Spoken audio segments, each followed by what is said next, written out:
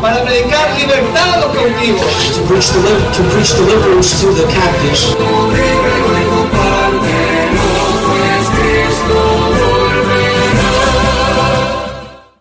Damos gracias a Dios por nuevamente poder continuar compartiendo la palabra del Señor en esta serie que hemos iniciado titulado Las fiestas solemnes de Jehová. Hoy nos corresponde el tema número 2, titulado La Pascua y los panes ácimos.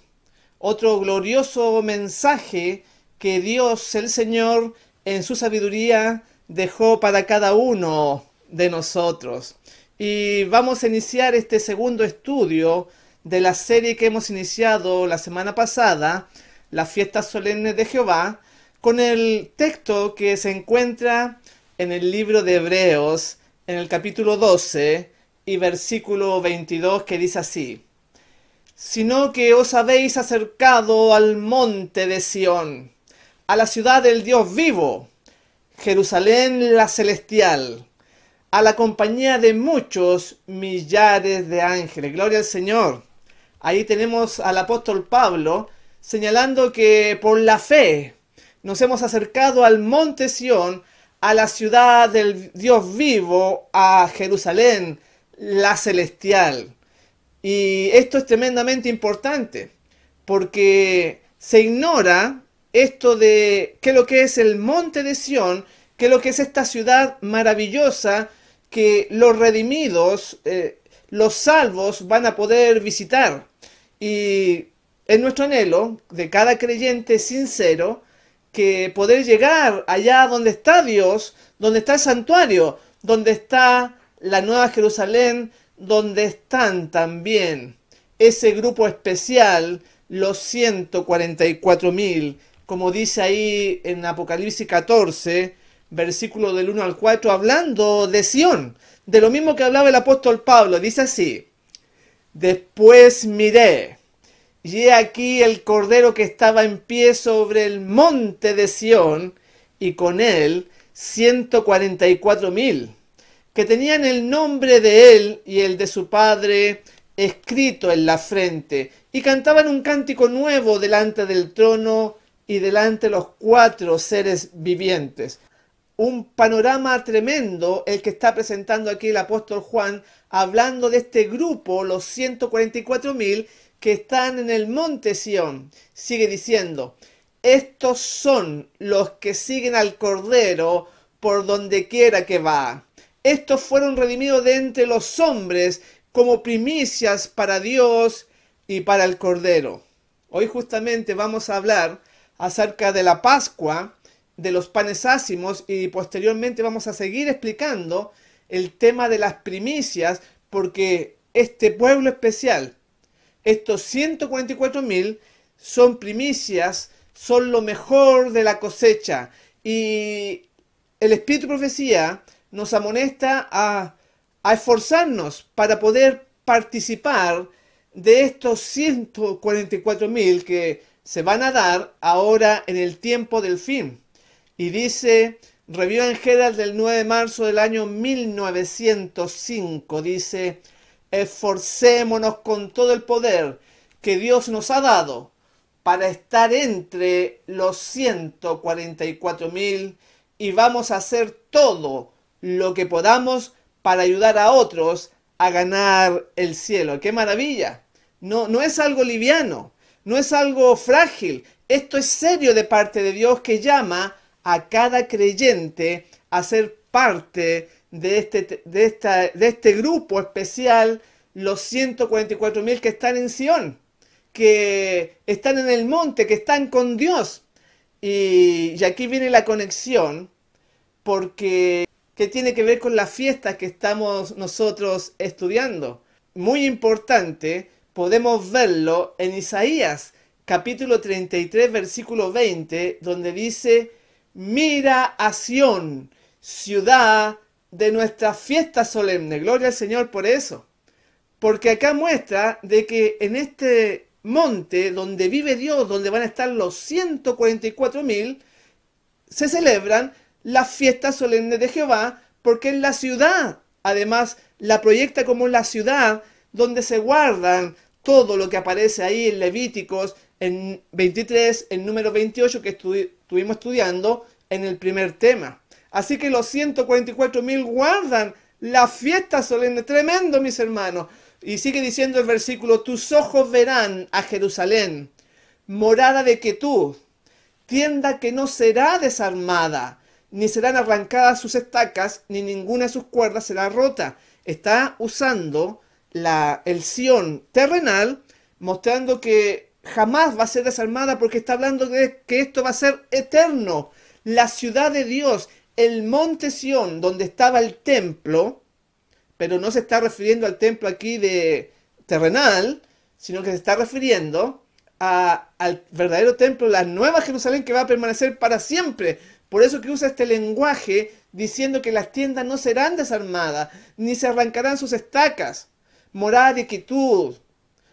Y en el versículo 21 dice: porque ciertamente allí será Jehová para con nosotros fuerte, lugar de ríos, de arroyos muy anchos, por el cual no andará galera de remos, ni por él pasará gran nave.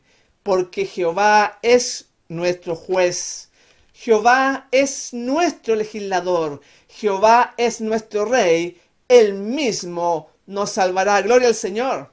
Ahí está hablando de la eternidad, del futuro, de que en Sión, en este monte que tiene un edificio que es tan grande que es como una ciudad, porque se está refiriendo a la Nueva Jerusalén. La Nueva Jerusalén es la ciudad de la fiesta solemne. ¡Qué maravilla lo que estamos estudiando! ¡Qué ciego la gente, los hermanos que dicen que esto terminó! Que señalan de que esto quedó clavado en la cruz, cuando Dios mora en la ciudad de la fiesta solemne. ¡Gloria al Señor! Y ahí dice que hay salvación. Claro, porque la gente, los hermanos, como no desean guardar esta palabra santa, ellos dicen, esto no es de salvación, pero la Biblia muestra de que de ahí viene la salvación. ¡Qué tremenda contradicción! ¡Cuánta oscuridad hay en nuestros días! Pero Dios va a tener un pueblo especial que, como decía la Escritura, va a seguir al Cordero por donde quiera que va. Lo mismo que la misma vida del Cordero, del Señor Jesús, ellos la van a tener. Y el Señor Jesús, nuestro ejemplo, guardó la fiesta solemne que estamos estudiando y que vamos a seguir estudiando en este segundo tema. Y en el versículo 24, más evidencia para que mostrar de que esto es la eternidad, porque dice, no dirá el morador, estoy enfermo. Al pueblo que mora en ella le será perdonada la iniquidad, porque van a estar los redimidos ahí. Y dice que no hay enfermedad porque no está hablando de este tiempo, está hablando del futuro, de la eternidad, cuando estemos con Dios. Ahora, también tenemos que Elena G. de White lo muestra para que nos interioricemos de lo que es el monte de Sión, que la gente no sabe, no tiene idea de lo que quiere decir. En Consejos para la Iglesia, en la página 63, en el párrafo 1, dice: el monte de Sión estaba delante de nosotros, y sobre el monte había un hermoso templo. Eso es lo que estaba yo comentándole recién. Eso es la nueva Jerusalén. Sigue diciendo, lo rodeaba otros 7 montes donde crecían rosas y lirios. Los pequeñuelos trepaban por los montes, o si lo preferían, usaban sus alitas para volar hasta la cumbre de ellos y recoger inmarcesibles flores. Toda clase de árboles hermoseaban los alrededores del templo: el boj, el pino, el abeto, el olivo, el mirto, el granado y la higuera doblegada bajo el peso de sus maduros higos. Todo embellecía aquel paraje. Cuando íbamos a entrar en el santo templo, note lo que dice, porque estaban yendo a Sión, cuando íbamos a entrar en el santo templo, Jesús alzó su melodiosa voz y dijo, únicamente los 144.000 entrarán en este lugar, y exclamamos, aleluya, gloria al Señor. porque ese va a ser el privilegio de ellos, entrar en el templo. Es una cosa maravillosa, está hablando de lo celestial. Por eso que el apóstol Pablo, cuando inicia, dice que os habéis acercado a Sión, donde hay una multitud de ángeles. Y este Sión es la ciudad de las fiestas solemnes de Jehová. ¿Qué más evidencia quiere ya con ese puro texto? Un hermano sincero, un hermano adventista del séptimo día sincero, se preocuparía, que se daría cuenta de que le han enseñado mal todos estos años, porque los pastores, porque los dirigentes no quieren hacer la voluntad de Dios como está escrito. Y entonces tratan de que la gente no se vaya de la congregación. Quieren retenerlo, pero bajando las normas, lamentablemente. Cercenando la palabra de Dios, quitándole la soja a la Biblia y diciendo que eso quedó clavado en la cruz. Pero acá la Biblia decía muy claramente, y en Joel 3:17, yo soy el Señor su Dios, que habito en Sión, mi santo monte. Si usted estudia el tema de Sión, se va a dar cuenta de que lo que estamos presentando es correcto, es verdadero, y ahí dice, mi nación, ciudad de nuestras fiestas solemnes, Isaías 33:20, y no podemos quitar ese versículo de la Biblia, no podemos borrarlo o mirar para otro lado, está ahí escrito, mi hermano. Si usted vive por un escrito está, si usted no es un adventista nominal que figura como adventista solamente en los libros de la iglesia, si a usted le gusta la Biblia, si usted se deleita en hacer la voluntad de Dios, investigue si acaso lo que le estoy mostrando es así o no es así. Pero ya en el tema anterior dimos un montón de evidencia de que esto está vigente, de que esto es la ley del Señor, y que aquella persona que no la realiza está cometiendo pecado porque es la ley, porque está en el rollo de la ley. Hasta eso la gente no se da cuenta, porque dice, ¿el rollo de qué? De la ley. Es la ley explicada, desarrollada, como vamos a ver algunos textos. Por eso que ese mismo Pablo que escribe que os habéis acercado al monte de Sión, en Hechos 18:21 dice, hablando de Pablo, sino que se despidió de ellos diciendo, es necesario que en todo caso yo guarde en Jerusalén la fiesta que viene. Porque esto no se ha entendido y no se tiene la voluntad de practicarla, de guardarla, porque cae a veces días de la semana, como el día de expiación puede caer lunes, martes, miércoles, o el día de las trompetas puede caer durante la semana, y muchas personas trabajan. Entonces, como falta la fe, dice mejor, quedó clavado en la cruz. Y porque los trabajos hoy en día es difícil que le conceda un día excepcional, que usted lo pida, es complicado. Pero Dios lo ha dejado así. Y Dios va a tener un pueblo, los 144.000, que sí lo van a hacer. Porque ellos creen, ellos guardan las fiestas solemnes porque están en el monte de Sión. Y ahora Pablo señala que él iba a subir a Jerusalén a guardar la fiesta que viene.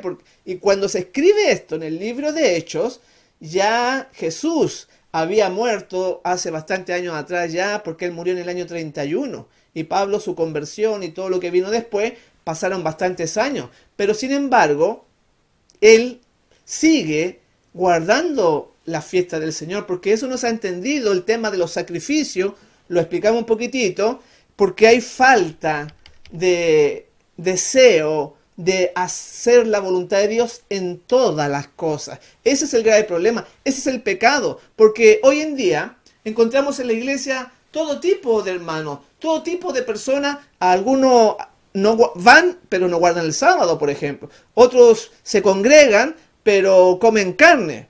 Y a veces se guarda el sábado, pero a regañadientes, como una cosa hostil, como una cosa para salvarse. Hacen lo justo y necesario para poder salvarse. Entonces, cuando se les presenta los requerimientos de Dios, porque cuando se bautizaron no fueron bien preparados, lamentablemente.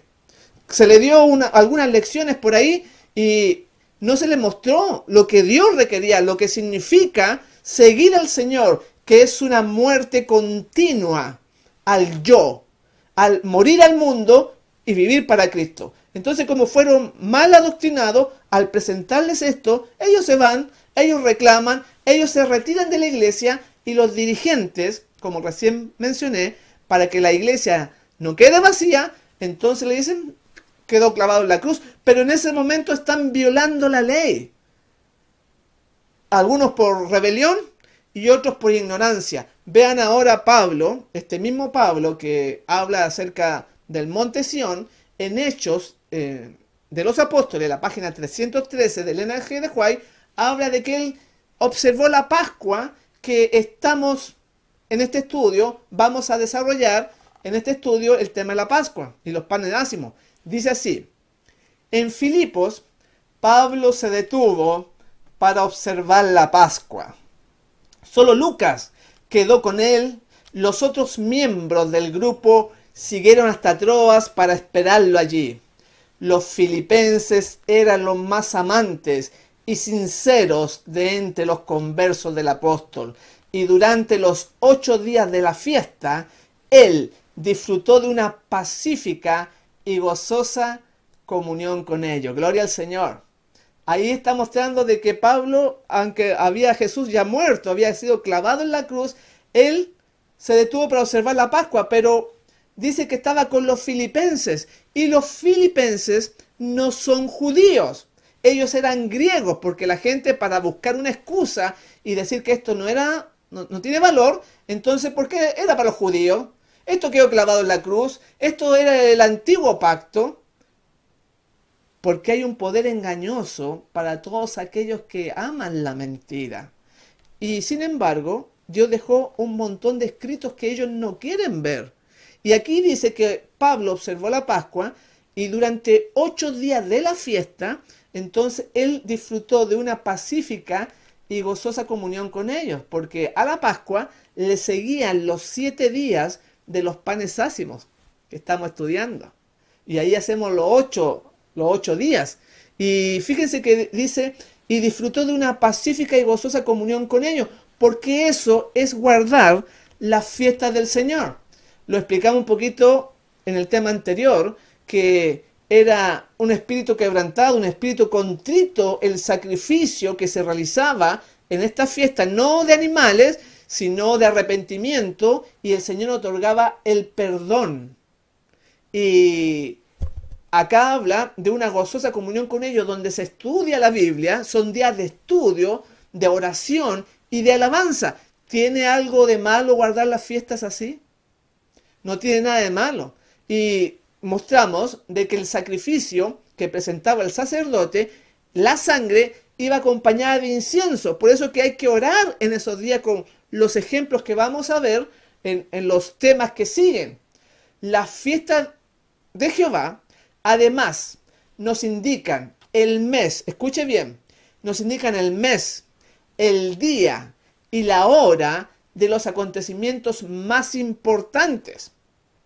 Porque han sucedido en el pasado, están sucediendo en el presente y sucederán en el futuro cosas tremendas. En Levítico 23 las encontramos.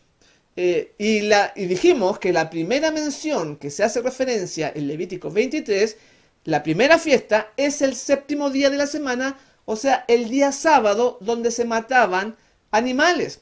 Levítico 23:3, puedes verlo, lo vimos el tema anterior. O sea, tendríamos entonces nosotros, ahí en Levítico, la Pascua, que se celebraba el 14 de Nisan, que podía caer en marzo o en abril, y que representaba la muerte de Jesús, porque esto es muy amplio.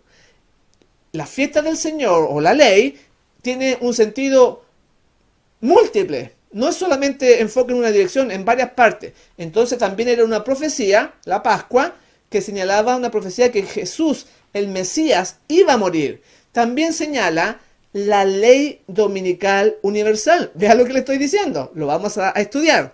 Después tendríamos la segunda fiesta anual, los panes ácimos, que vamos a ver también hoy, y que se celebraba el día 15 de Nisan, o sea, en marzo-abril, y que representa a Cristo cuando estuvo él en la tumba, estuvo el Señor, ahí fue muerto el día 14 y el día 15 estaba ahí en las profundidades de la tierra, pero resucitó después el siguiente día.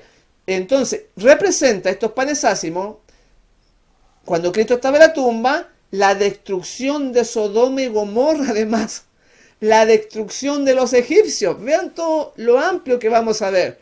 La tercera fiesta, que es las primicias, que se celebraban al sábado posterior a lo que era la Pascua, después del primer sábado, o sea, caía domingo, las primicias, y representan los primeros frutos de los muertos, también podríamos decir, los primeros frutos de la cosecha de vivos, los 144.000 que se van a dar ahora en nuestro tiempo. Así que estudiando las fiestas, también vemos el panorama profético de los acontecimientos que vienen sobre este mundo para enseñarlos y para prepararnos también. Después tendríamos la cuarta, que es el Pentecostés, que se celebraba 50 días después, cuando se daba 50 días después de la Pascua. Ya después de ese sábado, el domingo, era el primer día con las primicias, y de ahí se contaban 50 días. Caía por lo general entre mayo y junio. ¿Y qué representa también ahí eso? Representa el Espíritu Santo, pero también representa la ley en el Sinaí, cuando descendió el Mesías y le dio las leyes a Moisés y se las dio al pueblo. Representa el Espíritu Santo, representa la lluvia temprana, representa la lluvia tardía. Hay acontecimientos que van a ocurrir en este día 50, en este día de Pentecostés, que han sucedido en el pasado y van a suceder hoy en nuestro día. Después, la quinta fiesta, tendríamos las trompetas que anuncian, que avisan el día de la expiación. Se celebraba el primer día del mes séptimo, o sea, entre septiembre y octubre, porque esto va variando de acuerdo al calendario. Y aquí se anunciaba el juicio que estaba representado en la otra fiesta, que era la expiación. O sea, la trompeta era una fiesta para anunciar otra fiesta, que se celebraba los 10 días del mes séptimo, que caía por lo general en octubre, y representa el juicio de los muertos y el juicio de los vivos. Por eso que en 1844... esto se produjo literalmente en el día de la fiesta, era de la expiación, el 22 de octubre. Si esto terminó en la cruz, como se enseña, y que ya no tiene validez, que ya quedó clavado en la cruz, entonces ¿por qué Dios escogió el día preciso del día de la expiación de ese año, de 1844? Analícelo, por favor. No se quede con lo que le enseña un dirigente, un anciano, que dice que quedó abolido. Véalo, por favor, delante de Dios, si acaso usted quiere hacer la voluntad del Señor. Y la última de las fiestas anuales son los tabernáculos, que estaban desde el día, el mes séptimo, y se celebraba en el mes de octubre, por lo general, y que representa la segunda venida. Desde el día 15 en adelante empezaron estos días especiales. Ahí tenemos el panorama en forma resumida de lo que estamos estudiando. Y tenemos nosotros que estas instituciones que son la ley fueron dadas por Moisés, pero que fueron dadas por Cristo. Cristo se las dio a Moisés. No se equivoque, no piense que era para los judíos. En Discurso Maestro de Jesucristo, en la página 45 señala: el Salvador, el Mesías, no dijo una sola palabra que pudiera turbar la fe en la religión ni en las instituciones establecidas por medio de Moisés, porque todo rayo de luz divina que el gran caudillo de Israel comunicó a su pueblo lo había recibido de Cristo. Gloria al Señor. Así que no se equivoque pensando que el Jesús del Nuevo Testamento no tiene nada que ver con el Antiguo. Es el mismo dador de todas las leyes, los estatutos, los preceptos, los juicios que encontramos que escribió Moisés, que no eran de Moisés, sino que eran de Dios, eran de Jesús. ¿Y qué se hacía en la fiesta? Bueno, recién dijimos que Pablo tuvo una agradable comunión con los griegos de Filipos. Y aquí también lo aclara la mensajera del Señor en Alza tus ojos, en la página 230, para entender qué se hacían en esos días. Dice así: sus festividades, la Pascua, el Pentecostés, la fiesta de los tabernáculos y las ceremonias que se realizaban en esas ocasiones debían proclamar las verdades que Dios había confiado a su pueblo. En esas reuniones debían mostrar alegría y gozo expresando sus agradecimientos por sus privilegios y por el trato misericordioso de su Señor. ¡Qué maravilla! Lo que se hace hoy en día, se estudia la Biblia, se canta, se ora, se alaba a Dios en los días en que Él intercede en el santuario celestial, porque el de la tierra caducó con la muerte de Cristo, el velo se rasgó en dos y entonces comenzó el ministerio del santuario celestial. Y acá dice que en esas oportunidades de las fiestas solemnes, en esas ocasiones, se debía mostrar alegría, se debía mostrar gozo, agradecimiento al Señor. Por eso que son reuniones maravillosas. Y habíamos dicho que cuando terminaba esa labor el sacerdote terrenal, que es un símbolo del celestial, el sacerdote daba la bendición. Entonces, en esos días nos juntamos, oramos, aprendemos de la Biblia, alabamos a Dios y recibimos una bendición del cielo que muchos hermanos se pierden. Muchos hermanos que levantan su voz en oración, pero que no reciben respuesta. Porque, como dijimos la vez pasada, están haciendo la religión de Caín. Adoran a Dios como se les ocurre. Pero si el pueblo lo hiciera en los días señalados por el santuario, estaría haciendo plenamente la voluntad del Señor. Porque esto no ha terminado. En Comentario Bíblico Adventista 7a, en la página 42 del material suplementario de Elena de White, usted encuentra esta cita tremenda. Dice, escuche bien: hemos de familiarizarnos con la ley levítica en todos sus aspectos, pues contiene reglas que deben ser obedecidas. Contrario a lo que se enseña hoy en día. Contrario porque le quitan el púlpito a las personas que dicen que esto está vigente, que hay que obedecerla, que hay que estudiarla, que hay que familiarizarnos. Entonces ya en las iglesias lo sacan y no le dan más la posibilidad de enseñar. Porque el sistema está hecho así para detener la palabra de Dios, pero la palabra de Dios no puede ser detenida. Dice, hemos de familiarizarnos con la ley levítica en todos sus aspectos, pues contiene reglas que deben ser obedecidas. Y hoy en día encontramos a miembros que no guardan la escuela, no estudian la escuela sabática, se presentan, llegan a las 11 de la mañana al templo. ¿Y qué tipo de hermano de grey, de iglesia tenemos hoy en día? Mucho menos van a saber lo que dice Levítico, y aquí le llama la ley levítica, que es lo que hemos estado señalando, que la verdadera ley son los libros que Jesús le dictó a Moisés: Génesis, Éxodo, Levítico, Número y Deuteronomio, y aquí le llama la ley. Es por algo. Tenemos más citas y hay muchas, pero como la gente no estudia, dice, nos llaman legalistas, fanáticos, locos. Entonces le cree al hombre. Mucha gente sigue al hombre, lamentablemente, pero va a haber un pueblo que va a vivir de toda palabra que sale de la boca de Dios. Y el Señor te llama a ti para que seas como los veranos, para que veas si acaso esto es correcto o no. Pero sin embargo ya he dado varias citas de que sí es correcto. Voy a seguir dando. En Levítico 27:34, ya terminando el libro Levítico, vea lo que dice. Estos son los mandamientos que ordenó Jehová a Moisés para los hijos de Israel en el monte Sinaí. O sea, dice que el libro de Levítico son mandamientos. La gente piensa que solamente son los 10 mandamientos, pero la explicación está en estos libros. Es una maravilla, quizá para usted sea nuevo, quizá nunca lo ha escuchado. Analícelo, póngalo en oración. Si usted de corazón sincero que quiere seguir al Cordero por donde quiera que va, si usted quiere ser parte de ese pueblo que está en Sión, bueno, en Sión se van a guardar las fiestas solemnes por la eternidad, para siempre. Así que estúdielo. Más cita. Deuteronomio 28:1. Ahora voy a mostrarle otra cita de que Deuteronomio son mandamientos también. Recién mostré Levítico, ahora Deuteronomio. Dice así: Deuteronomio 28:1.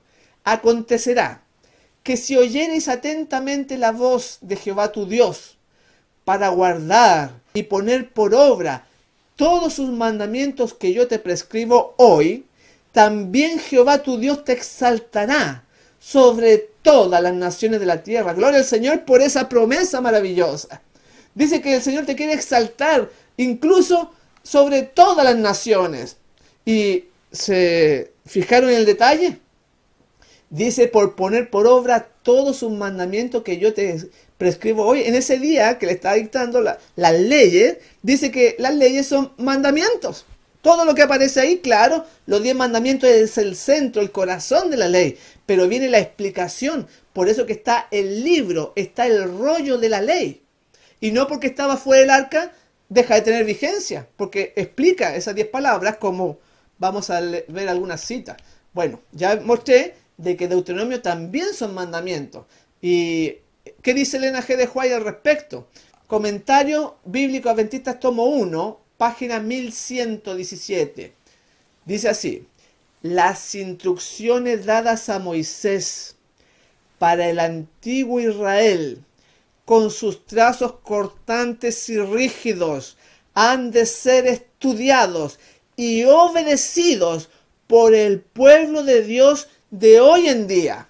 Gloria al Señor. Tremenda cita que usted nunca va a escuchar. Estas citas que Dios entregó a su mensajera, nunca la va a escuchar del púlpito. Nunca la va a escuchar en la escuela sabática. Porque la gente tiene miedo, la gente no quiere hacer la voluntad de Dios. Por eso dice que va a ser un pequeño remanente el que se salve. Es muy peligroso esto. En los tiempos de Noé se salvaron solamente 8 personas. La mensajera del Señor dice que se van a perder iglesias con muchos hermanos, ni uno en 20, dice, está preparado. En otra parte dice ni uno en 100, cuando en sus tiempos la consagración era mucho mayor de la que hoy podemos ver. ¿Qué será de hoy? ¿Qué diría ella? Por eso, mis hermanos, escapa por tu vida. La Biblia te llama, te amonesta. No es casualidad que estés escuchando este mensaje. Es porque Dios te ama, porque Dios quiere ponerse a cuenta contigo y que hagamos su voluntad, guardemos sus mandamientos. Por eso dice, hablando de los 144.000, aquí está la paciencia de los santos, los que guardan los mandamientos de Dios y tienen la fe de Jesús. Estos son los que están en Sión. Ellos saben muy bien la ley. Ellos guardan todo lo que está escrito, todos los mandamientos, como recién vimos, y vimos el caso de Levítico y Deuteronomio, que todo, es todo, la voluntad de Dios, todo el mandamiento. Y en Mateo 26, 17 y 18, ya vamos a ir entrando con el ejemplo máximo, que es nuestro Señor Jesús, y que dice así la Sagrada Escritura: el primer día de la fiesta de los panes sin levadura, vinieron los discípulos a Jesús diciéndole: ¿dónde quieres que preparemos para que comas la Pascua? Él les dijo: id a la ciudad a cierto hombre y decidle: el maestro dice, mi tiempo está cerca, en tu casa celebraré la Pascua con mis discípulos. Gloria al Señor. Nuestro ejemplo máximo celebraba también las fiestas solemnes. ¡Qué maravilla! Si usted se dice ser cristiano, si usted se dice ser seguidor del maestro y no hace lo que el maestro hizo, entonces los 144.000 van a seguir al Cordero por donde él quiera que él les muestre. Y esto que estaba haciendo Jesús, estaba guardando la ley, estaba guardando los mandamientos. En Números 28:16, ¿por qué el Señor Jesús estaba haciendo esto? Dice: en el mes primero, a los 14 días del mes, será la Pascua de Yahweh.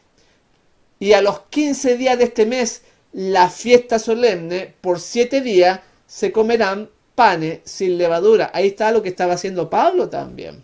Jesús lo estaba haciendo. Y así vemos los apóstoles, los hombres de Dios inspirados. Ellos querían hacer la voluntad del Señor. Querían hacer todo lo que está escrito. ¿Por qué hoy no vemos esa consagración en nuestro medio? ¿Por qué vemos que la gente anda a medias? Anda apenas ahí refunfuñando porque no le dejan hacer nada. Sin embargo, Dios va a mostrar de que sí se podía guardar todo.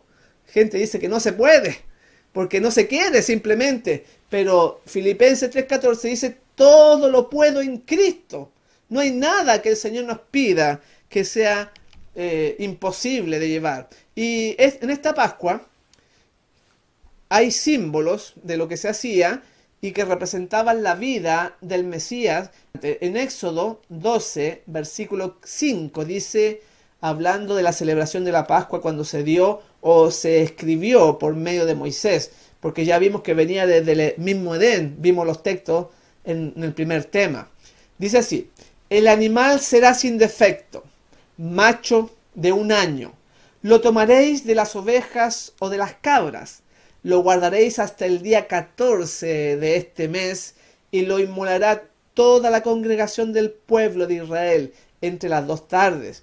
Tomarán de la sangre, la pondrán en los 2 postes, en el dintel de las casas, en lo que han de comer. Y el hecho de que el animal fuese macho representaba a Cristo, a Jesús, como hombre.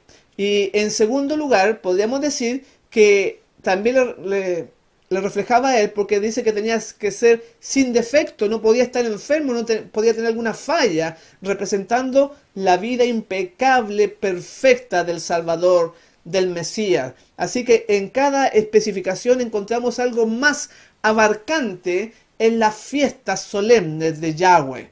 En Éxodo 12, versículo 46, podemos seguir viendo. Se comerá esta Pascua, se comerá en una casa, y no llevarás de aquella carne fuera de ella, ni quebraréis hueso suyo, porque aquí está mostrando otra faceta del Mesías que en su vida nunca se le iba a quebrar un hueso. Y por eso que vemos que cuando estaba colgando en la cruz, entonces a los 2 malhechores que estaba uno a su izquierda y el otro a su derecha, le rompieron las piernas. Pero como Jesús ya lo vieron muerto, no le quebraron hueso suyo, porque estaba escrito que iba a ser de esa forma. Lo encontramos en Juan 19:36, lo que estamos comentando, donde dice, vinieron a los 2 malhechores que estaban, uno a la derecha y otro a la izquierda, y a ambos les quebraron las piernas, pero cuando vinieron a Jesús ya estaba muerto y no le quebraron las piernas. Entonces se cumplió ese escrito al pie de la letra cientos de años después que fue escrito. Así que es muy importante. También tenemos lo que significaba esta Pascua que estamos estudiando, que no bastaba solamente creer de que Él murió por el mundo, sino que murió por mi persona en forma individual. Es una aceptación personal la que se debe hacer del Mesías en la vida, y estaba reflejado aquí en el libro de Moisés a través de esta Pascua. Lo señala Patriarca y Profetas, página 281, su significado. Dice así: no bastaba que el Cordero Pascual fuese muerto, había que rociar con su sangre los postes de las puertas. Como los méritos de la sangre de Cristo deben ser aplicados al alma. Debemos creer, sí, pero no solo creer que Él murió por el mundo, sino que murió por mí, individualmente. Debemos apropiarnos la virtud del servicio expiatorio de Cristo. Así que tengo que aceptarlo en forma personal. Por eso que la salvación es personal. No el padre, la madre, el hermano, no. Que Jesús murió por mis pecados. Y el apóstol Pablo señala claramente que porque nuestra Pascua, que es Cristo, ya fue sacrificada por nosotros. Y entonces ahora, en los tiempos modernos, no matamos animales. Celebramos la Pascua a través de la cena del Señor, a través de esa institución, porque ese animal que se mataba representaba a Cristo que ya fue sacrificado por nosotros. Él ahora presenta no animales en el cielo, sino que presenta su propia sangre. Así funciona, así entendemos el plan verdadero de salvación, de redención. Y aunque la gente no quiera hacerlo, no quiera guardarlo, esta fiesta, ya sea por ignorancia o por rebeldía, esto continúa en el cielo porque ahí entró el Salvador, el verdadero Cordero de Dios que quita el pecado del mundo, está intercediendo en forma ordenada en los días señalados del santuario. Y entendiendo el santuario terrenal que Jesús le entregó a Moisés, sabemos cómo Él intercede por nosotros el plan de la redención. Por eso dice la mensajera del Señor que el santuario es el fundamento de nuestra fe. Un adventista del séptimo día que se dice ser del pueblo, del remanente, del tercer ángel, que no conoce el santuario, no conoce cómo Dios salva. Y en los días de fiesta, el Señor presenta su sangre, su perdón a su pueblo que ora y que pide esa intercesión, que hace suya esa sangre. Como recién decía, no, Jesús lo hace por todo el mundo, pero tenemos que apropiarnos de esa sangre. Y eso estaba señalado en la Pascua. Ahora, antes de continuar, quisiera aclarar un punto de cómo se calculan las fiestas solemnes de Jehová, porque tiene que ver con la luna nueva. Me he encontrado, sobre todo este año, que hay algunos hermanos que empiezan a contar la primera luna de marzo. O sea, puede caer el 5, el 10, el 15, el 18 de marzo y ellos piensan de que esa es la primera luna y cuando aparece es el primer día del mes y el primer día del año. Pero déjenme decirle que es después del equinoccio de marzo, la primera luna, y de ahí se empieza a contar. En este caso la Pascua era el día 14 y por eso que cae entre marzo y abril. Y aquí va una cita espectacular para que usted ratifique o confirme lo que le estoy señalando, que los años, los meses en el verdadero tiempo del Señor está marcado por la luna y es después del equinoccio. Lo encuentra usted en el conflicto de los siglos. Ahí está, pero el conflicto de los siglos en inglés del año 1888. Estos conflictos ahora, los nuevos, han sido cercenados, le han sacado parte para acomodar, como dije recién, la escritura a la gente y la gente se llene la iglesia. Que seamos igual que los testigos de Jehová, que los mormones, que somos muchos, que somos millones, pero el pueblo de Dios va a ser pesado, no va a ser contado. Así que es muy importante qué espiritualidad tiene, si acaso es liviano o realmente vive la palabra de Dios en su corazón. Y entonces puede usted buscarlo en el conflicto de los siglos, en el año 1888 en inglés, en la página 681, en el párrafo 4. Dice así: antiguamente el año no comenzaba a mediados del invierno como ahora, sino en la primera luna después del equinoccio primaveral. Gloria a Dios por esa cita.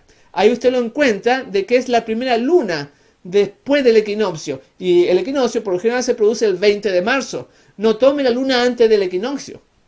Ese punto quería aclararlo. Ahí podemos ver la tapa de este libro, las primeras tapas de esos años, la gran controversia en inglés. Ahí lo podemos ver nosotros y ahí le pongo la cita en inglés para aquellos que estudian y quieren chequearlo, que conocen ese idioma. Pero es así. Eso quería aclarar para que tenga una pauta de cómo se hacen estos cálculos. Entonces, volviendo a las fiestas, vamos a decir que tiene tres aspectos, las fiestas solemnes del Señor. Uno es un aspecto evangélico, o sea, nos habla del plan de la salvación, como estuvimos viendo recién. Además, es profética y que debe obedecerse porque está escrito en la ley, como hemos explicado ya y dimos muchas citas en el tema anterior. Entonces, como es profética también, debemos poner atención en ese aspecto. Y aquí les voy a leer una cita. Dice: conflicto de los siglos. En la página 450 dice, hablando de las fiestas solemnes del Señor, dice: estos símbolos se cumplieron no solo en cuanto al acontecimiento, sino también en cuanto al tiempo, o sea, los tiempos que marcan la fiesta, como vimos el caso de la muerte del Mesías, la muerte de Jesús, murió en el tiempo de la Pascua. Así que los acontecimientos se van a cumplir, por eso recién dijimos, tenemos el mes, tenemos el día y tenemos también los horarios que van a ser muchas veces a las 9 de la mañana y a las 3 de la tarde, como fue el descenso del Espíritu Santo en el Pentecostés, que fue a las 9 de la mañana. Vamos a ver cómo todas esas cosas siguen teniendo importancia y van a hacerlo por la eternidad. Y vemos que, como es profético, esta salida de Egipto que mencionamos los versículos hace un momentito atrás, señala la liberación de la esclavitud. La liberación del pueblo de Dios se produjo en un día de fiesta. Ya se le había dicho a Abraham en Génesis 15:13, se le había hecho una hermosa profecía que le daba esperanza, que dice lo siguiente: y Dios dijo a Abraham, ten por cierto que tus descendientes serán extranjeros en una tierra que no es suya, donde serán esclavizados y oprimidos 400 años. Y ahí se le da hasta el tiempo, y que se cumplió en el día exacto, y que fue en la Pascua cuando Faraón, ¿no es cierto?, y los egipcios los dejan ir, llevados por la mano de Moisés, que el Señor dirigió a Moisés y pudieron salir, y se cumplió en el mismo día. En Éxodo 12:41 está escrito, y aquí noten que cuando está escrito eso se va a cumplir. Y en estos libros están las fiestas solemnes del Señor, y también eventos grandes se van a cumplir, así como fue en el pasado, está siendo hoy, y además va a suceder en la eternidad, en lo porvenir. En Éxodo 12:41 dice, y pasados los 430 años, en el mismo día, todas las huestes de Jehová salieron de la tierra de Egipto. Y ahí se cumplió lo que se le había dicho a Abraham. Y notemos que dice que el mismo día fue exacto. O sea, salieron en Pascua, y si usted retrocede esos 400 años, entonces llegamos a que era Pascua también, cuando el Señor le dice, toma las aves, pártelas, y entonces se realiza un sacrificio ahí. Era tiempo de Pascua también, antes de Moisés. Y noten que dice 430 años, porque también Dios se le presentó a Abraham 30 años antes también, en un día de Pascua. Por eso que dice 400 años y dice 430 años. Así que representa la liberación. Ese 14 de Nisan, cuando Cristo fue crucificado, también fue una liberación mayor, fue múltiple, fue doble. Fue una liberación física al pueblo que salieron de Egipto, y además fue una liberación espiritual cuando el Mesías muere, ese 14 de Nisan que ya estaba profetizado en las fiestas solemnes, que mucha gente no conoce, muchas personas no entienden y que no tienen deseo de guardar, porque como caen días de la semana por los trabajos, ellos prefieren el mundo. Ojalá que usted, que me está escuchando, prefiera al Señor, porque le está mostrando el plan de la salvación. Y también tenemos que Jesús tenía una hora, como recién dije, que era el sacrificio matutino y vespertino en el santuario, pero que después en ese horario se cumple su muerte y su crucifixión. Vamos a ver la del sacrificio matutino. Marcos 15:25 dice, era la hora tercera cuando le crucificaron. Ahí está la Biblia diciendo que la hora tercera son las 9 de la mañana. Jesús fue crucificado a la hora del sacrificio matutino. Y quiero destacar que estos elementos del santuario siguen siendo importantes, porque está funcionando el santuario celestial ahora. Y en estos días y en estos tiempos hay adoración, como mencionamos la semana pasada. En Marcos 15:34 habla acerca de este evento ahora cuando Él muere. Recién vimos cuando Él es crucificado a las 9 de la mañana, y ahora cuando Él muere a la hora nona, que son las 3 de la tarde. Marcos 15:34 dice. Y a la hora novena, a las 9, Jesús exclamó con fuerte voz, Eloí, Eloí, lama sabactani, que traducido significa, Dios mío, ¿por qué me has abandonado? Algunos de los que estaban allí al oírlo decían, mirad, a Elías llama. Entonces uno corrió y empapó una esponja en vinagre y poniéndola en una caña le dio a beber diciendo, dejad, veamos si Elías viene a bajarle.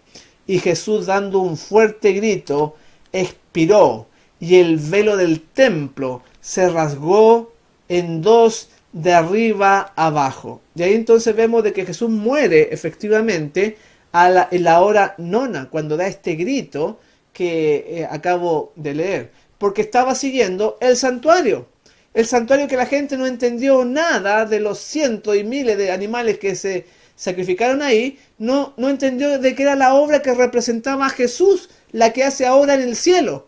Y entonces en estos horarios van a permanecer por la eternidad. Las 9 de la mañana y las 3 de la tarde era la oración matutina. ¿Por qué se dice la oración matutina? Porque el sacerdote iba, presentaba su sangre, había intercesión y el pueblo pedía esa intercesión, que fuera en su favor. También a las 3 de la tarde. Es muy importante, vamos a ver algunas citas cuando veamos eso en profundidad. Se debe dejar en claro que las fiestas recordaban algo pasado, pero también señalaban los acontecimientos futuros. La Pascua prefiguraba el verdadero Cordero de Dios que quita el pecado del mundo. Esto se cumplió a los 14 Nisan, cuando muere Cristo a las 3 de la tarde, en el horario del sacrificio vespertino. Y ahí cuando el templo se rasga, es cuando la gente se confunde, es cuando la gente dice que esto terminó y que ya todo hay que echarlo a la basura. Cuando eso no es así, mi hermano. Marcos 15:38 dice, entonces el velo del templo se rasgó en dos, desde arriba hacia abajo. Y vamos a aprovechar esta circunstancia de la Pascua para explicar lo de la ley ceremonial, lo que significa y lo que fue cumplido o clavado en la cruz. En Cristo en su santuario, página 50 señala, cuando Cristo fue crucificado, el velo interior del templo se rasgó en dos de arriba hacia abajo, indicando que el gran sacrificio final había sido hecho y que el sistema de los sacrificios rituales había terminado para siempre. Y eso es donde la gente se confunde. Acá está señalando que solamente los sacrificios rituales habían terminado para siempre. Esto no quiere decir que los tiempos de adoración terminaron, porque como hemos visto, o vamos a ver también, el día sábado se mataban 2 animales, y que se hacían en el santuario, que también era un rito, se hacían cosas ahí, ¿no? Entonces, si con los sacrificios ¿terminó acaso el día de adoración? Obviamente que no, porque el sábado todavía continúa. Y así sucede con todos los días especiales de adoración. Eso voy a explicar ahora, porque la gente se confunde. Cuando muere Cristo, se cumplió el ritual de los sacrificios, porque había llegado la realidad. El verdadero Cordero de Dios había muerto. Y entonces, ¿para qué vamos a estar matando animales si ya llegó la realidad a la cual apuntaba, señalaba los sacrificios, y que eso era la ley ceremonial? Y escuche bien esa parte, porque hay distintas leyes, lo voy a explicar. Vamos a ratificarlo con citas para que le quede más claro. El evangelismo, en la página 434, anota esta importante cita. Cuando el símbolo encontró la realidad de la muerte de Cristo, cesó la ofrenda de sacrificio. La ley ceremonial quedó suprimida. ¿Qué fue lo que terminó entonces? La ofrenda. No terminó todos los libros de Moisés como se enseña hoy en la iglesia. Porque si terminó todo lo que estaba ahí, los 5 libros, entonces ¿por qué da el diezmo? Y usted sigue dando el diezmo. No ha terminado todo. solamente la ofrenda del sacrificio. Vamos a leer ahora Colosenses 2:14, que mucha gente entiende mal este texto y lo vamos a analizar a la luz del Espíritu de Profecía y a la luz de la Biblia. Dice así, vamos a ver Patriarca y Profeta, página 380, dice así: el sistema ceremonial se componía de símbolos que señalaban a Cristo, su sacrificio y su sacerdocio. Esta ley ritual con sus sacrificios y ordenanza debían los hebreos seguirla hasta que el símbolo se cumpliera en la realidad de la muerte de Cristo, Cordero de Dios que quita los pecados del mundo. Entonces debían cesar todas las ofrendas de sacrificio. Tal es la ley que Cristo quitó en medio y clavó en la cruz. Ahí está mostrando claramente que son las ofrendas de los animales, las ofrendas de los sacrificios. Eso fue lo que quedó clavado en la cruz, pero no los tiempos de adoración. Por eso que el apóstol Pablo dice, voy a Jerusalén, voy a guardar la fiesta. Guardó la fiesta con los filipenses. Por eso que están los 144.000 en el monte de Sión, la ciudad, el monte de las fiestas solemnes. Continúan los días de adoración. Y eso es lo que la gente no entiende. Y dice ahí ley ceremonial porque los 5 primeros libros, la ley, está compuesta de distintas leyes. Por ejemplo, está la ley para cuando nace un hijo o cuando nace una hija. Levíticos 12:7. Había que estar apartada la mujer por 40 días si era hombre y 80 días si era mujer. Y hoy esto nos enseña, porque como se rasgó el velo, ellos meten todo y anulan toda la escritura. ¿Qué hermano en la iglesia adventista del séptimo día, cuando le nace un niño, la dama está apartada 40 días? Ninguno, eso no lo va a ver, porque no se enseña, porque se ha hecho que el pueblo duerma en la ignorancia, en la oscuridad, pero la luz va a salir para aquellos sinceros. Si usted es sincero de corazón, si quiere hacer la voluntad de Dios, considere esto, no tiene nada que ver con los sacrificios. Esta es la ley para los que diera luz. Tenemos otra ley acerca de las bestias, de los animales y las aves. Ahí hay otra ley, Levítico 11:46. Era un conjunto de leyes. Está la ley de la lepra también, en Levítico 13:59. Está la ley de los celos. También había una ley para eso. Número 5:29 está la ley del nazareo. Número 6:3, la ley del diezmo, que claro, como a las iglesias les interesa coger dinero, entonces dice, eso sí está vigente. Pero ¿por qué lo otro que acabo de leer no? Y el diezmo sí. Es simplemente porque se enseña lo que a ellos se les ocurre, lo que ellos quieren guardar. Se ponen en el lugar de Dios. Es tremendo. Por eso decíamos recién, ni uno en 20 está preparado, ni uno en 100.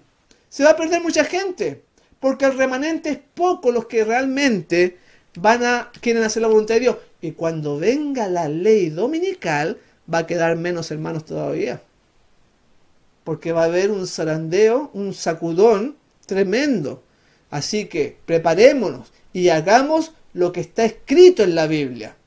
Esto es realmente, mis hermanos, lo que quedó clavado en la cruz, el sistema de símbolos que señalaba a Cristo y su sacrificio. Nada más que eso. O sea, en realidad se cumplió lo que esos símbolos, esos sacrificios apuntaban, que era la muerte del Salvador. Y la labor que realizaba en la ceremonia el sacerdote terrenal, lo hace Jesús ahora en el cielo, en el santuario celestial, en la Nueva Jerusalén, allá en Sión, en el monte Sión, donde está el templo de Dios, gloria al Señor, y donde van a estar estos 144.000 también ahí.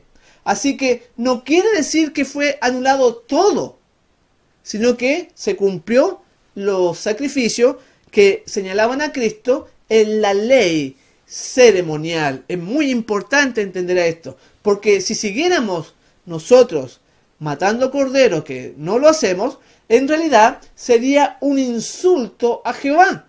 Comparar una sangre de un animal con la sangre verdadera del Mesías.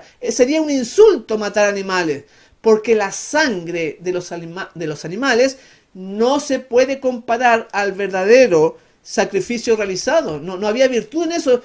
Apuntaba al Salvador futuro para ellos y para nosotros ya está ya.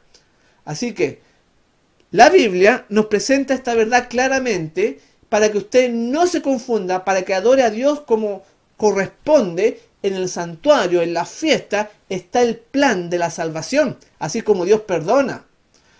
Así que no han terminado. Si alguien que tiene verdaderamente claro el asunto de que los sacrificios terminaron, es el apóstol Pablo. Él lo tiene muy claro.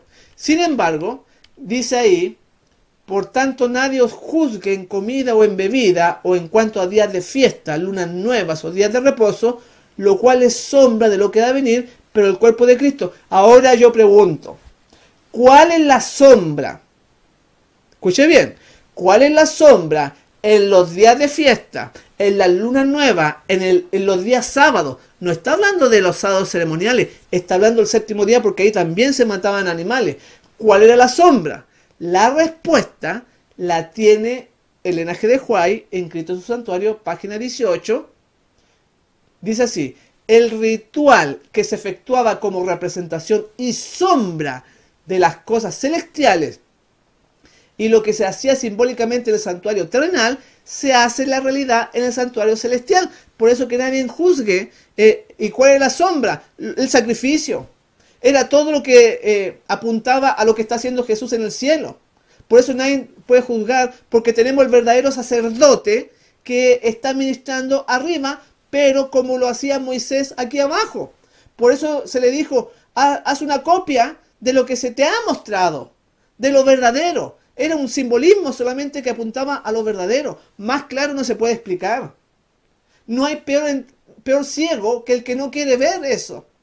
Así que la representación y sombra de las cosas celestiales era lo que se hacía simbólicamente en el terrenal, y por eso que nadie juzgue en cuanto a fiesta, luna nueva, día sábado, lo cual es sombra de lo que ha de venir. Ahí está muy claro. Entonces usan ese texto para decir: no me juzgues. Porque ni saben, no entienden lo que están diciendo. Todos esos eventos nombrados en este versículo están relacionados con los sacrificios, incluyendo al sábado del séptimo día. Usted lo puede ver en Números 28:9, que ahí se mataban animales en el día sábado. También lo tiene en Ezequiel 46, que lo voy a leer de ahí. Por eso dice que es una sombra, era el símbolo de todo lo que se hacía en la tierra, ahora se hace en el cielo. Por eso que dice que Pablo, cuando le dice a los de Éfeso, y que lo registró en Lucas, en Hechos, dice: sino que se despidió de ellos diciendo: es necesario que en todo caso yo guarde en Jerusalén la fiesta que viene. Ahí vemos que el mismo que escribió Colosenses ahora está diciendo: guarden la fiesta. O sea, más claro no puede ser. Solamente que Dios requiere un corazón sincero, un corazón noble que quiera hacer su voluntad. No va a ser extraviado. Aquel que le busca, le va a encontrar al Señor. Pero aquellos que buscan excusas, también las van a encontrar. Es muy importante. Así que notemos que la Pascua ahora se celebra en la cena del Señor, sin animales, sin cordero, pero se sigue comiendo pan sin levadura, igual que en la Pascua. Miren qué interesante. El material suplementario del Elena G. de White, en el tomo 5, el comentario bíblico, en la página 1113, dice: el deseo de Cristo fue dejar con sus discípulos un rito que hiciera a favor de ellos precisamente lo que necesitaban, que sirviera para librarlos de los ritos y las ceremonias que hasta ese entonces habían practicado como esenciales, y que perderían su valor con la recepción del Evangelio. Continuar con esos ritos sería un insulto a Jehová. O sea, ¿cuáles eran los ritos? Que el sacerdote llevaba el animal, ofrecía libaciones ahí. Esas libaciones es parte de los ritos. El rito también mostraba de que había que lavarse las manos, había que lavarse los pies, eso es parte del rito. Se mataba el animal, se quemaba muchas veces, se quemaba incienso. Si nosotros continuásemos con eso, sería un insulto a Jehová. Pero en la fiesta que se celebran, oramos, hacemos la parte del pueblo que estaba afuera en el atrio, que estaba orando mientras el sacerdote realizaba su labor dentro del santuario. Por eso que dice acá que ya iban a cesar estos ritos y ceremonias que hasta ese momento se habían practicado como esenciales. No se confunda, pero notemos que Pablo dice que subirá a Jerusalén a guardar la fiesta que viene. Matar animales sería un insulto a Jehová. En la rebelión del pueblo de Israel, a los pies del monte Sinaí, también se produjo un insulto a Jehová, y voy a poner este ejemplo, que aquellos que insultan a Jehová mueren. Vea por favor, para aclararle más todavía este concepto y esta cita que mucha gente usa para no querer guardar la ley, para no querer hacer la voluntad de Dios porque le gusta el dinero, porque trabajan mucho, porque ellos desean cosas, ya están apenas con el sábado. No quieren más de la palabra. Dice así, vean por favor. Hablando de esta rebelión que produjo un insulto a Jehová. En Patriarca y Profeta, página 347 dice: el pueblo se había comprometido a obedecer. Hallé a este en actitud de abierto desafío a los mandamientos de esa ley y adorando una imagen de oro. Al inducir a Israel a cometer este atrevido insulto y esta blasfemia contra Jehová, Satanás se había propuesto causar la ruina completa del pueblo. Aquí tenemos nosotros que se realizó un insulto a Jehová, como decía la cita. ¿Cuál fue el castigo cuando se realizó el becerro de oro, la adoración esa que hubo ahí, ¿no es cierto? ¿Cuál fue el castigo para aquellos que insultaron a Jehová? Lo encontramos en el mismo Patriarca y Profeta, en la página 348 ahora, que dice: en tanto que los que se habían puesto tercamente del lado de Satanás fueron eliminados, fueron muertos. Los que insultaron a Jehová con el becerro los asesinaron. Pero, sin embargo, dice que Saulo, que dice que guarda la fiesta, dice que estaba lleno del Espíritu Santo. Hechos 13:9. Entonces Saulo, que también es Pablo, lleno del Espíritu Santo, fijó los ojos en él. Vean qué diferencia. Unos mueren, si acaso realmente fuera un insulto guardar la fiesta, entonces esa gente estaría perdida, estaría muerta. Y en el caso de Pablo, dice que estaba lleno del Espíritu Santo. Gloria al Señor por eso. Muy clara la palabra. Una maravilla. Y más todavía, en el Elena G. de White, ahora en nuestro tiempo, dice, hablando acerca de estas cosas, de la fiesta, de los estatutos, de todo lo que escribió Moisés, de esta ley que estamos estudiando, y que en esta ley, en Levítico 23 y número 28, están las fiestas solemnes como parte de esa ley.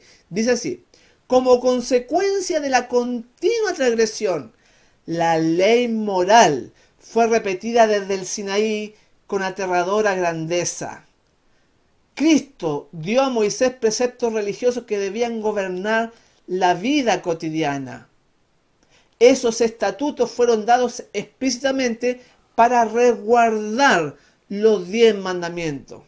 No eran símbolos borrosos que terminarían con la muerte de Cristo. Debían estar en vigencia para los seres humanos de todos los siglos. Mientras durara el tiempo, dice, esos mandamientos recibían su fuerza del poder de la ley moral, y clara y ciertamente explican esa ley. Así que los estatutos, el rollo que se le conoce como el rollo del libro, el rollo de la ley que estaba fuera del arca, dice que van a estar en vigencia hasta el fin de los siglos.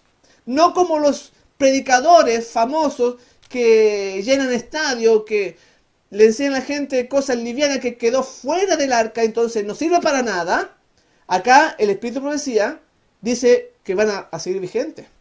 Si usted le cree a Dios, si usted le cree a un escrito está, si usted cree en Elena G. de White que fue inspirada, pues considere por favor esta cita, que estas cosas no han terminado, están en vigencia, y que enseñan o explican la ley moral, que son los 10 mandamientos. Voy a leerlo de nuevo. Como consecuencia de la continua transgresión, la ley moral fue repetida desde el Sinaí con aterradora grandeza.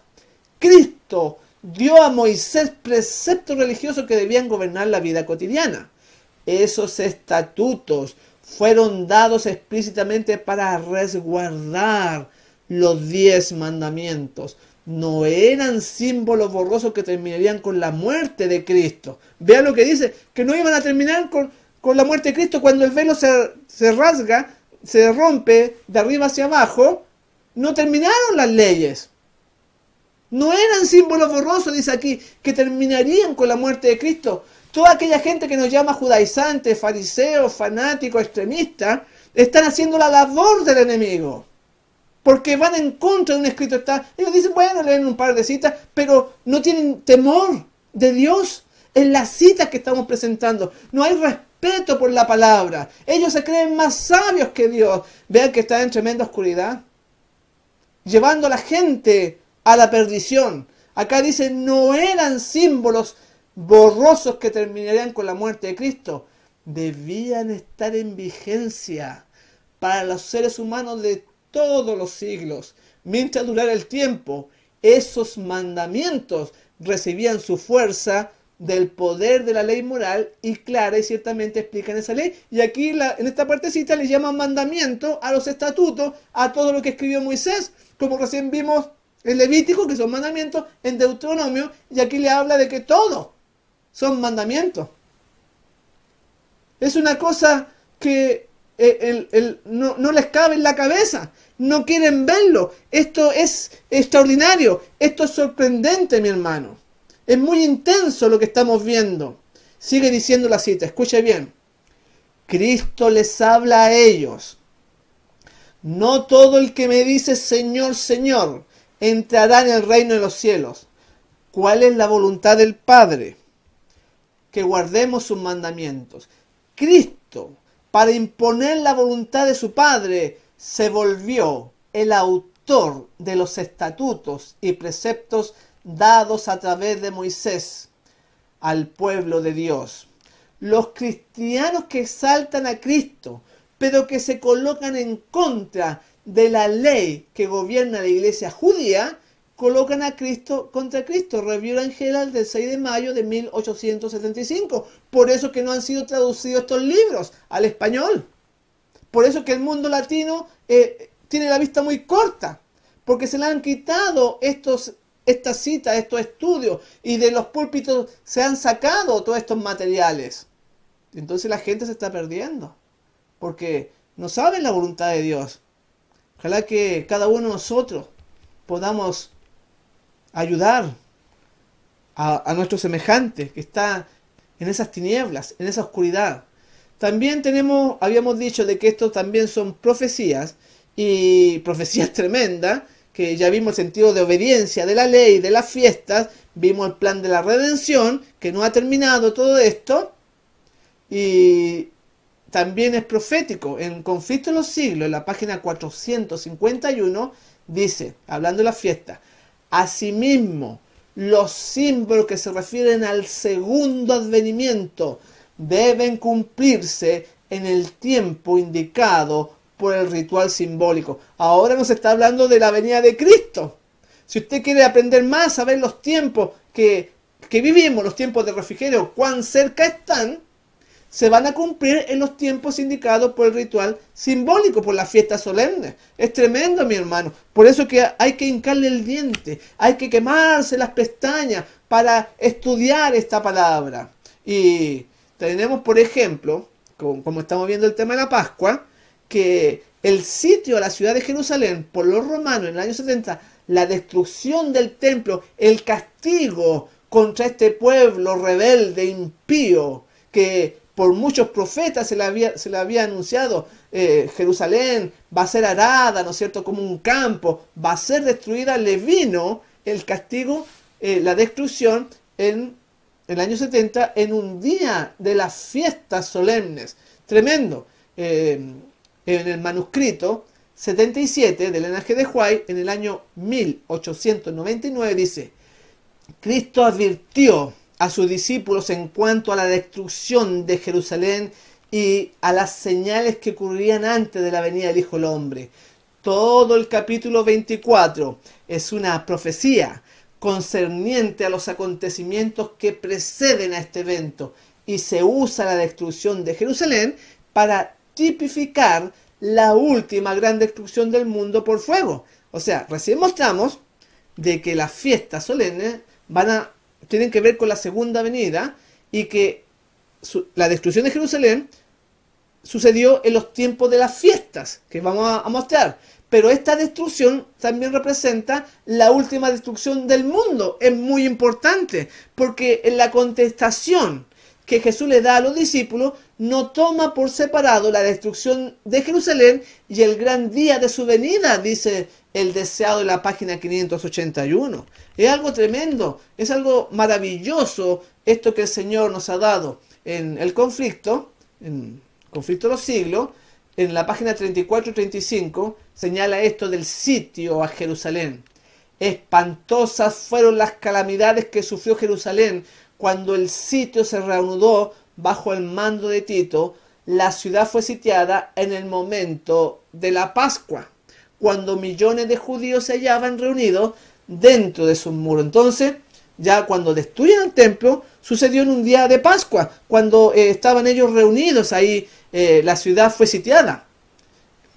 Así que podemos esperar grandes acontecimientos en estos tiempos, porque también son proféticos los tiempos de adoración que señalaba el santuario. Y el primer sitio por los romanos, por Cestio Galo, fue también en un día de fiesta, que fue en la fiesta de los tabernáculos. En el año 66 fue sitiada la ciudad también. Así que tenemos grandes acontecimientos que no vamos a leerlo detalladamente porque por el tiempo, pero en este conflicto de los siglos, en la página 33 y 34 dice: en la época del sitio, del primer sitio está hablando, los judíos habían acudido numerosos a Jerusalén para celebrar la fiesta de los tabernáculos, y así fue como los cristianos esparcidos por todo el país pudieron escapar sin dificultad.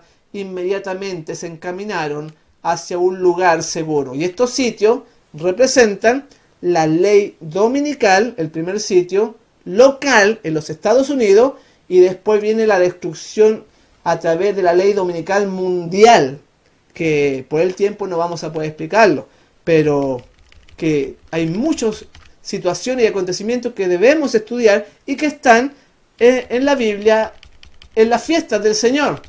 Muy importante, cada uno debe darse el tiempo de estudiar, porque además es la ley, son los mandamientos, es la voluntad del Señor. Ya vimos la otra vez que el libro, el rollo de la ley, eran todos mandamientos. Ahora voy a seguirle mostrando otra cita, pero ahora desde el punto de vista del rey Josías, que dice así, en 1 Reyes 23:2: con todo el pueblo, desde el más chico hasta el más grande, y leyó, oyéndolo ellos, todas las palabras del libro del pacto que había sido hallado en la casa de Jehová. Y en el versículo que sigue, el 25, miren cómo le llama a este libro del pacto, o el rollo de la ley. Miren cómo le llama, 1 Reyes 23:25, dice: no hubo otro rey antes de él que se convirtió a Jehová de todo su corazón, de toda su alma y de todas sus fuerzas, conforme a toda la ley de Moisés, ni después de él nació otro igual. Ahí habla que es la ley, pero nosotros sabemos que no es la ley de Moisés, es la ley de Jesús, la que dio. Él fue el que descendió en el monte y le dio los 10 mandamientos y las demás leyes, dice la Escritura. Así que ahí usted puede ver a quién le va a hacer caso. Ya no puede decir usted que es ignorante, ya no puede decir que no recibió la verdad en su vida, que mucha gente rechaza, les molesta, se enojan con uno porque no quieren hacer lo que está escrito en la palabra. Y ahí dice que es la ley. En 2 Crónicas 31:3, más claro todavía, lo usamos en la vez anterior, el tema anterior, dice, hablando del rey Ezequías: el rey contribuyó de su propia hacienda para los holocaustos de mañana y tarde, y para los holocaustos los días sábados, días de reposo, nuevas lunas y fiestas solemnes, como está escrito en la ley de Jehová. Ahí está mucho más claro.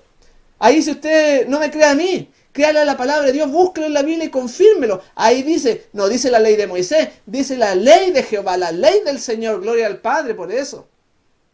Es tremendo, porque hay distintas leyes. En esta ley está configurada, como recién dije, por la ley de las bestias, la ley de la que diera luz, un sinnúmero de leyes que la gente viola todos los días. Por eso que en Malaquías 4:4 hablando del tiempo del fin, dice, acordaos de la ley de Moisés mi siervo, al cual encargué en Horeb ordenanzas y leyes para todo Israel. No dice ley, dice leyes, toda esta que estoy mencionando. Porque aquí hay todo en juego, hay todo un sinnúmero de enseñanzas, todo se va a cumplir, mi hermano. Acércate al monte de Sión, busca al Señor ahora que se puede. No voy a poder terminar, pero seguiremos en el tema que sigue a continuación, analizando este tema de la Pascua, analizando los panes ácimos, las cosas que han ocurrido, cómo se va a guardar por la eternidad. Vamos a ver esas citas maravillosas de la luna nueva que nunca van a terminar, de los tabernáculos, en la Biblia y en el Espíritu de Profecía. Si tú eres un bereano que busca al Señor, anda, busca a Dios en oración, en estudio, porque queremos ir a Sión, donde está nuestro Salvador. Por eso que comenzamos diciendo, sino que os habéis acercado al monte de Sión, mi hermano. Te has acercado a Dios a través de su palabra. Sino que os habéis acercado al monte de Sión, a la ciudad del Dios vivo, Jerusalén, la celestial, a la compañía de muchos millares de ángeles. Gloria al Señor. Vamos a vivir con esos seres especiales por toda la eternidad. Allá donde está el templo, que es como un edificio, pero es más que un edificio, es una ciudad, dice la Escritura. Después miré, y he aquí al Cordero. Ahí ve a Jesús.